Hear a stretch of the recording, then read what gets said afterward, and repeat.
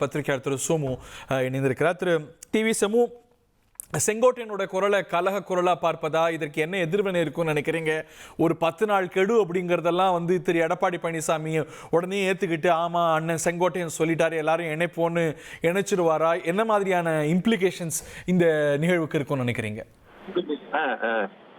நிச்சயமா இப்ப சொல்றது எடப்பாடி பழனிசாமி அவர்கள் கேட்பதற்கான வாய்ப்புகள் இல்லை. அவரு ரொம்ப உறுதியான ஒரு விஷயத்துல இருக்கிறாருங்கிறத அவருடைய தொடர்ந்து செயல்பாட்டுல நம்ம பாக்குறோம். என்ன உறுதினா, எந்த ஒரு காலகட்டத்திலையும் டிடிவி தினகரனையோ சசிகலாவையோ ஓபிஎஸ்யோ கட்சிக்குள்ள விட்டுறக்கூடாதுங்கிறத ரொம்ப உறுதியா இருக்கிறார். ஏன்னா ஏற்கனவே அதிமுக தலைவர் இருந்த போது அவர்களுடைய நடவடிக்கை செயல்பாடுகள் இதெல்லாம் அவர் பார்த்திருக்கிறார்ல.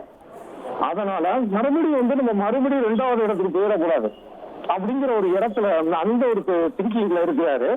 இப்ப இந்த செங்கோட்டையன் இந்த அளவுக்கு வர்றதுங்கிறது ரொம்ப ஆச்சரியமான ஒரு விஷயம் தான். ஏன்னா அவருடைய பாணிங்கிறது ரொம்ப ஒரு அதாவது பாலிடிக்ஸ் இருக்கும் அவருக்குள்ள.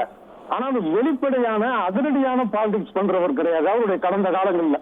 அநேகமா இங்கதான் சமீபமா தான் அந்த மாதிரி இருக்கு. எப்படின்னா தலைமைக்கு தெரியாமலேயே ஒன்றிய அமைச்சர் நிர்மலாவை சந்திக்கிறது, அமித்ஷாவை சந்திக்கிறது, இந்த மாதிரியான ஒரு விஷயங்கள்.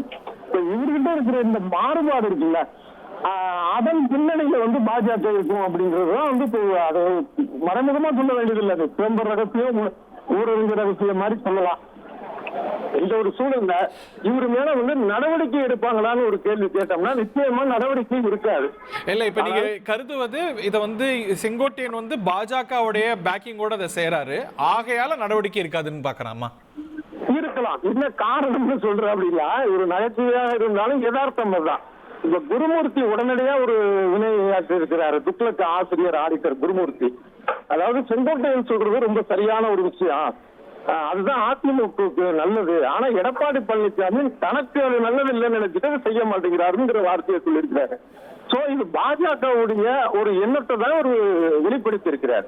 பாஜக என்ன நினைக்கிறா, அதிமுக இருக்கக்கூடிய பிரிஞ்சு போனவங்களா ஒண்ணு சேர்ந்து நிக்கணும்னு நினைக்கலாம். அதற்கான ஒரு புறநாகத்தான் இவர் இருக்கிறாரு, இப்ப வெளிப்படுத்தி இருக்கிறாரு.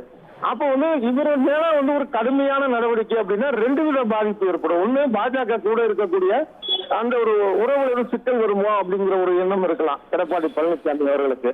2வது இது என்னன்னா, இந்த ஒற்றுமை வேணும்னு நினைக்கக்கூடிய இன்னும் இந்த அதிமுக இருக்கக்கூடிய தொண்டர்கள் நிர்வாகிகளுடைய மனநிலையை பாதிக்குது. 2மே தனக்கு சரியான ஒரு விஷயமா இருக்காதுன்னு எடப்பாடி நினைக்கலாம். அதனால செங்கோட்டையன் மீது நடவடிக்கை இருக்காதே தவிர அது ஏற்கனவே எந்த அளவுக்கு ஒரு இதுல ஒதுக்கி வைக்கப்படுகிறாரோ அது தொடரும். உங்கள் தந்திவன் தொலைக்காட்சியில் தெனாலிராமன் தினமும் மாலை 6 மணிக்கு காண தவறாதீர்கள்.